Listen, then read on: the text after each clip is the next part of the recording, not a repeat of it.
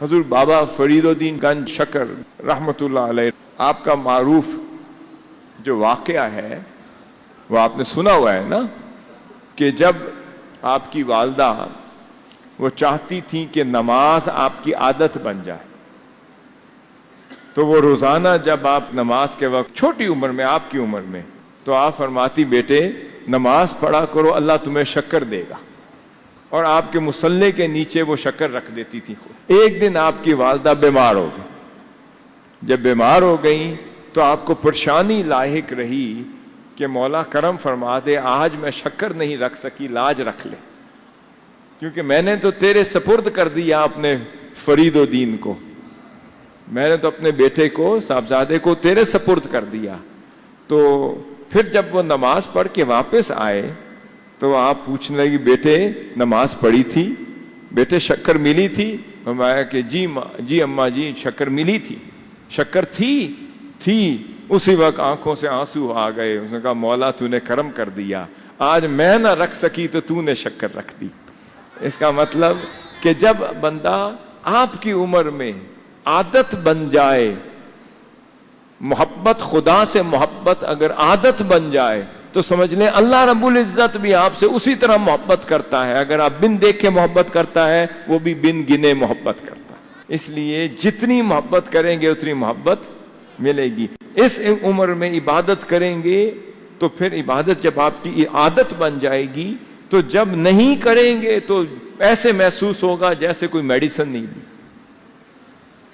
آپ use to ہو جائیں گے، اور جس دن نہیں کریں گے اس دن جسم تڑپے گا، بے چینی ہوگی، سکون نہیں آئے گا. جس دن آپ کی فجر کی نماز، آپ کی نمازوں میں سے کوئی نماز قضا ہونی چاہیے، نماز آپ کی عادت ہو جائے.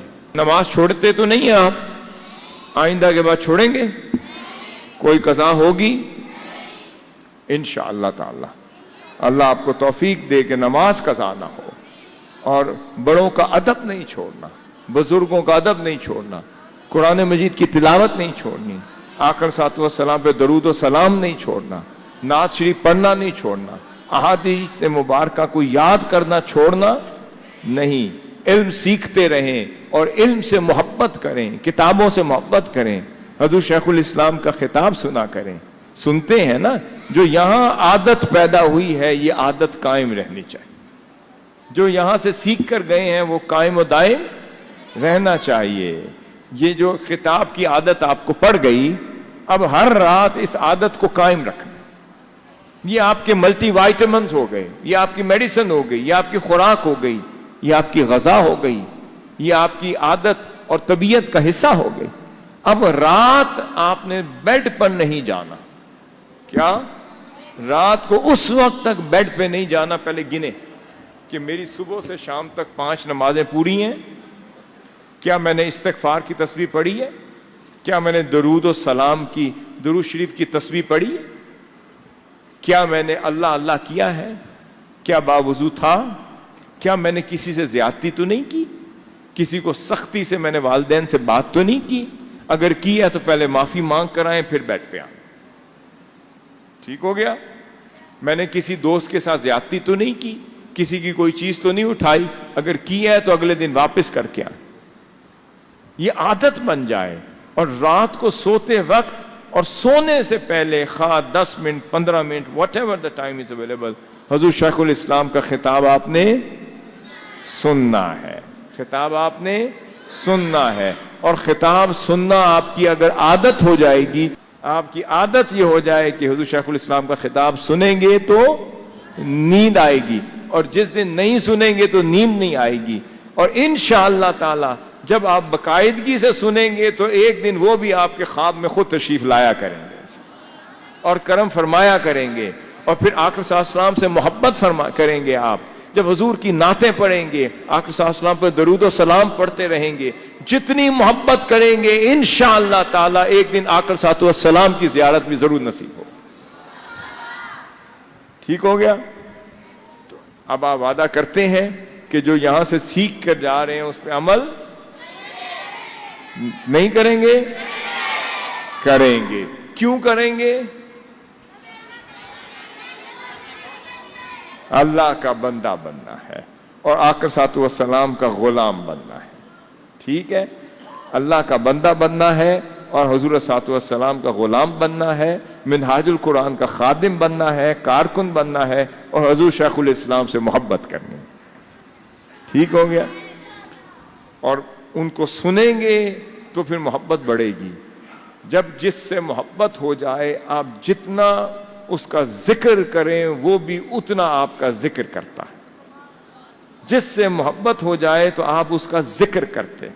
حضور شیخ الاسلام کا ایک خطاب ہے کہ سفر زندگی وہ آپ کی اپنی زبان سے ادا کیا, وہ والا خطاب آپ لیں اور اس کو 5 نہیں 10 دفعہ سنیں. کتنی دفعہ؟ 10 دفعہ سنیں کہ حضور شیخ الاسلام نے اپنا ذکر خود کیا ہے کہ میرا بچپن کیسا تھا, میری زندگی کیسی تھی, میں کیسے گزارتا تھا, میں کیسے پڑھتا تھا, میرے اوقات کیا تھے, میں خدمت کیسے کرتا تھا, میرا جذبہ کیا تھا, میں کتنے گھنٹے پڑھتا تھا, میری عبادت کا طریقہ کار کیا تھا. سمجھ رہے ہیں نا؟ تو پھر وہ سنیں گے تو آپ کو محبت ہو جائے گی اور پھر سنتے رہیں گے. جتنا سنیں گے اتنا زندگیوں میں آپ کے وہ شامل ہو جائے گا انشاءاللہ تعالی. سیدنا یحییٰ علیہ السلام آپ کی عمر میں تھے, بالکل آپ کی عمر میں, اور اللہ رب العزت نے کیا فرمایا؟ فرمایا اعوذ باللہ من الشیطان الرجیم, یا یحییٰ خذ الکتاب بقوہ وآتیناہ الحکم صبیہ. فرمایا اے میرے یحییٰ, اس کتاب کو سے مراد جو اللہ کی آسمانی کتاب تھی اس کا ذکر کیا. اس کتاب کو مضبوطی سے تھام. اس کا کیا مطلب کہ بڑی زور سے کھینچ لیں, پکڑ لیں کہ کوئی آپ سے کھینچ نہ سکے. اس کا مطلب اس پہ عمل کریں. جس چیز سے اللہ تعالیٰ نے حکم دیا ہے اس پہ عمل کریں, اور جس سے منع کیا ہے اسے چھوڑ دیں. وَآتَيْنَاهُ الْحُكْمَ صَبِيًّا, تو ہم نے انہیں نبوت کا فیض بچپن سے دیا تھا. اللہ رب العزت کا نام جہاں خدا کا ذکر ہو جاتا تھا رونے لگ جاتے تھے. اور سیدنا زکریا علیہ السلام بعض اوقات مجلس میں دیکھتے تھے جب اللہ رب العزت کا اور قیامت کا اور قبر کا اور خوف کا ذکر کرنے لگتے. کس کا؟ خشیت الہی کا, خوف کا, قیامت کا, قبر کا, عذاب کا. ذکر کرنے سے پہلے دائیں بائیں دیکھتے کہ کہیں یحییٰ تو نہیں بیٹھا, کیونکہ انہیں پتا تھا کہ اگر میں نے خوف الہی, خشیت الہی, محبت الہی کا ذکر کیا تو یحییٰ علیہ السلام کی ہچکی بند گئی, رونا شروع ہو گیا, تو پھر وہ رک نہیں سکے گا. ایک روز آپ نے دیکھا کہ سیدنا یحییٰ علیہ السلام نظر نہیں آئے, مگر آپ بھی چھپ کے بیٹھتے تھے کہیں میرے والد گرامی مجھے دیکھ کے خدا کی محبت کا ذکر چھوڑ نہ دے. تو ایک روز آپ نے ذکر کیا اور آپ نے سن لیا, اور اتنی ہچکی بندی کے ہزاروں قطار رونا شروع کر دیا, اور اتنا روتے گئے, اتنا روتے گئے, اتنا روتے گئے کہ پھر وہاں پر کسی غار میں چلے گئے اور رونا شروع کر دیا. دن اور رات روتے چلے گئے, یہاں تک کہ آپ کی والدہ اور سیدنا زکریا علیہ السلام کو ڈھونڈتے ڈھونڈتے اس غار کے دہانے, اس کی دہلیز, اس کے دروازے تک پہنچے, اور وہ رو رہے تھے. اور آپ نے سمجھا کہ ملک الموت میری روح قبض کرنے کے لیے آ گیا. کہنے لگے کہ اگر آپ ملک الموت ہیں تو مجھے معاف کر دیں کہ میں اپنے والدین کا حق ادا نہ کر سکا اور مولا کا حق ادا نہ کر سکا. آپ بھی رو پڑے ان کی کیفیت کو دیکھ کر. دیکھیں آپ کی چھوٹی چھوٹی عمر ہے, سیدنا یحییٰ علیہ السلام کی بھی اتنی عمر تھی.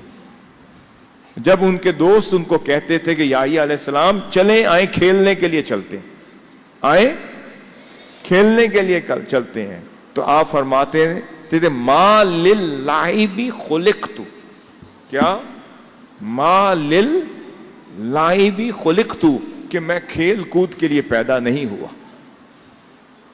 میں کھیلنے کودنے کے لیے پیدا نہیں ہوا.